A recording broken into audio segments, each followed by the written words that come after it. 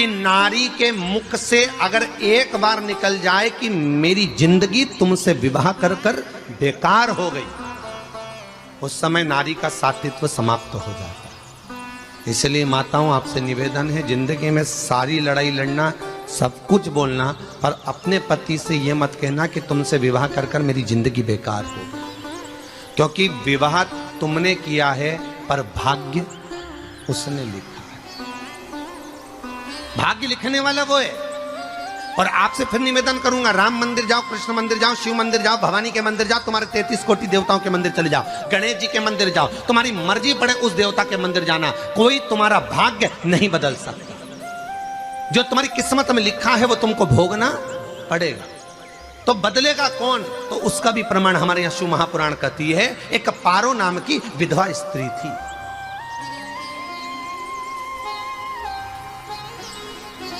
क्या नाम है उसका? नाम पारो। विधवा है, पति नहीं है, एक बेटा है। और विधवा स्त्री जो थी वो गर्भ से थी, उसका संतान नहीं हुई थी, पति मर गया था, वो गर्भावस्था में बेटा रह गया और पति चले गए। पारो बड़ी दुखी थी, भगवान का भजन करती बहुत, घर में कुछ भी नहीं था, जो व्यापारी जो धन था उसके पति का वो सब लोग खा गए। जब जैसे ही व्यक्ति जब तक जीवित है तब तक संसार उसका है, जैसे ही वो गया उसका सारा धन भी उसके साथ चला गया, व्यापार धन रो। पारो आंखों से अश्रु बहता है, नैनों से जल बहता है, नैनों से बिंदु बहता है। और पारो की आंखों से जब आंसू बह रहा है, अश्रु निकल रहा है, जल बह रहा है। बेटे को जन्म दिया, उसने सोचा अपनी जिंदगी तो बेकार हो गई, पर बेटा जन्म लिया तो इसका नाम अच्छा रख दूं तो हो सकता है भाग्य आगे अच्छा हो। तो उसने उसका नाम भाग्य सिंह रख दिया। क्या नाम रखा? भाग्य सिंह। भाग्य अच्छा रहेगा इसका, तो हो सकता है कुछ अच्छा कर ले। पर बेटे की भी किस्मत इतनी प्रबल नहीं थी। मां जगह जगह बर्तन मांझ कर काम कर कर बच्चे का पालन कर ली। बच्चा थोड़ा बड़ा हुआ, मां मेरे सारे मित्र सेठ हैं, मेरा ही किस्मत, मेरा ही भाग्य ऐसा क्यों है? मेरी ही किस्मत ऐसी क्यों है? ऐसा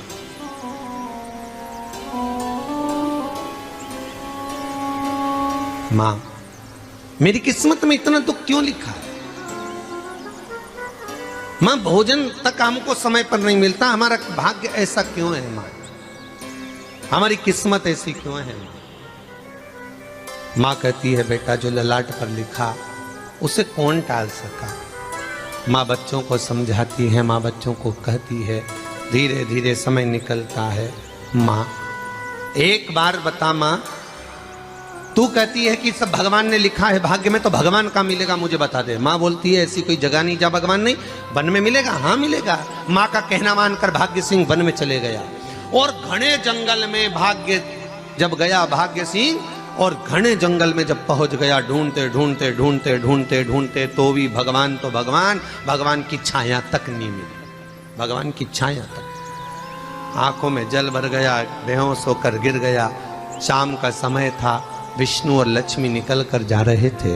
लक्ष्मी और विष्णु जाते जाते उसको देखकर रूप बदल के उसके पास गए। बेटा आपका नाम क्या है? हमारा नाम भाग्य सिंह। कहाँ जा रहे हो? भगवान से मिलना है हमको।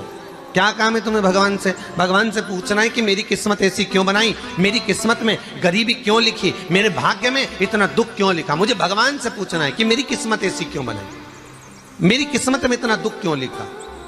इतनी तो भगवान बोले ये तो देखो भाग्य भाग्य की बात है, सबके भाग्य में अलग अलग होता है। नहीं नहीं, मुझे भगवान से पूछना। तो हुआ क्या? मैं बहुत गरीब हूं, मैं बहुत दुखी हूं, भगवान से प्रार्थना है कि मुझे कुछ मेरी जिंदगी का अच्छा कार्य कर दीजिए। लक्ष्मी जी को दया आ गई, नारायण से बोले प्रभु इसको कुछ दे दो, थोड़ा सा इसके ऊपर कृपा कर दो। नारायण बोले इसके भाग्य में नहीं है लक्ष्मी, इसके भाग्य में नहीं है लक्ष्मी। लक्ष्मी मैं देवी दूंगा तो इसकी किस्मत में नहीं है। लक्ष्मी कहती है आपका काम देने का है, आप तो दो। भगवान ने कहा लक्ष्मी नहीं है भाग्य में, तुम तो दे दो। लक्ष्मी जी के कहने पर नारायण ने उसको एक हीरे का हार दे दिया, ले ये ले हीरे का हार। वो प्रसन्न हो गया, हीरे का हार मिल गया। और हार लेकर वो चला, और चलते चलते उसने सोचा मेरी मम्मी को दूंगा, मेरी माता को दूंगा, माँ बड़ी प्रसन्न हो जाएगी। हीरे का हार लेकर जा रहा था। हार ले जाते उसको रास्ते में इतने में उसको तुरंत उसी समय पर कहीं सोचादि कर्म के लिए जाना पड़ा। उसने सोचा इस हार को इस पत्थर पर रख देता हूं, अभी आऊंगा वापिस इस हार को उठाकर घर लेकर चले जाऊंगा। और सोचादि कर्म के लिए वो चल दिया। गया, हाथ धोकर आया, इतने में एक चील उड़ती उड़ती आई, उसका हार लेकर चली गई। आके रोने लगा, माँ को जाकर कहा माँ किस्मत तो देख, इतना जोरदार हार मिला था हीरे का, पर भाग्य में नहीं था, नहीं मिला। इतने में वो रोता रोता तुरंत फिर भगवान के पास गया, रोता बिलखता फिर पहुंच गया वन के अंदर। फिर भगवान मिले। भगवान ने पूछा अब क्या हुआ? प्रभु मेरा हार तो वो हीरे का, मेरा हीरे का हार ले गई चील। भगवान बोले देख भैया हम तो तेरी किस्मत में था, वो कर दिया, अब आगे तू एक काम कर, ब्रह्मा जी से जाके मिल। ब्रह्मा जी कहाँ मिलेंगे? यहां से आगे जा, ब्रह्मा मिल।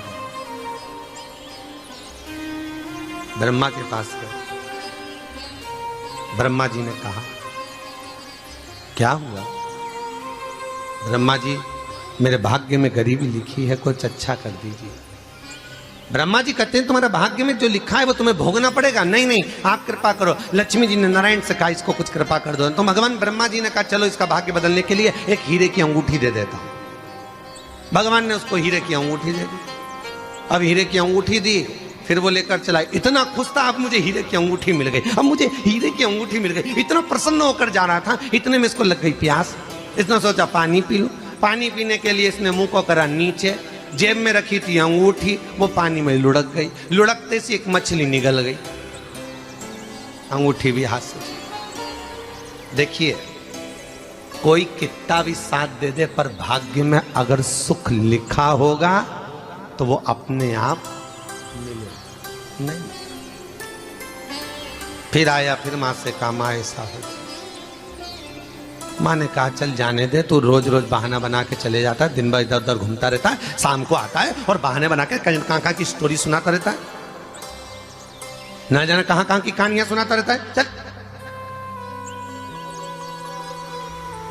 काम पे जा, कुछ काम कर तो भाग्य बदलेगा। नहीं नहीं मां मैं सत्य बोल रहा हूं, नहीं माना। फिर चले गया। नारायण ने कहा एक काम करो, अब तुम शंकर जी के पास जाओ। शिव जी के पास गए। भोलेनाथ जी ने उसको हीरे की पोटली दे दी। वो हीरे की पोटली ले जाकर अब की बार सोचा कहीं रुकूंगा ही नहीं, सीधे घर गया।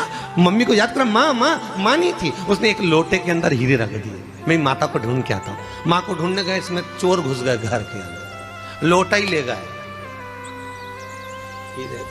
फिर आके देखा, फिर माँ ने कहा, फिर बहाने बनाया तूने, फिर स्टोरी सुने, फिर कहानी सुने।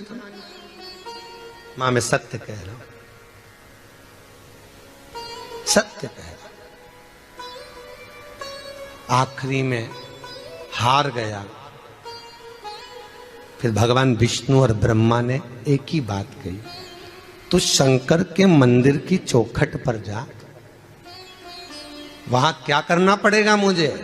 कुछ मत करना, केवल उसकी चौखट पर जाकर उसका दीदार करना, उसका दर्शन करना। उससे क्या होगा?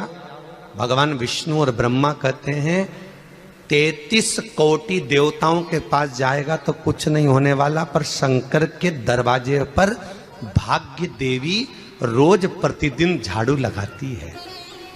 कौन झाड़ू लगाती है? भाग्य देवी। आपसे निवेदन है, बहुत सुंदर कथा, इससे समझना कि विष्णु ब्रह्मा राम कृष्ण आदि 33 कोटि देवताओं के पास तुम चले जाओ, कोई तुम्हारा भाग्य नहीं बदल सकता। हां, अगर भाग्य देवी का तुम स्मरण करो, किसी मंदिर में जाना तो ये भगवान से कहना भगवान लक्ष्मी दो, भगवान से लक्ष्मी मत मांगना, भगवान से कहना मेरा भाग्य ऐसा कर दो, या भाग्य देवी की कृपा मुझ पर बरसा दो जिससे मेरा भाग्य बदल जाए, कुछ अच्छा हो जाए मेरी जिंदगी में।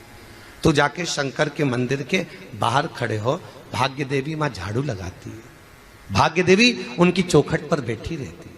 तू जा, उससे क्या होगा? बस देवता तो तेरी जिंदगी बदलने के लिए कब से इंतजार कर रहे हैं, पर तेरा भाग्य नहीं बदल पा रहा। तेरा भाग्य बदलेगी तो भाग्य देवी ही बदलेगी।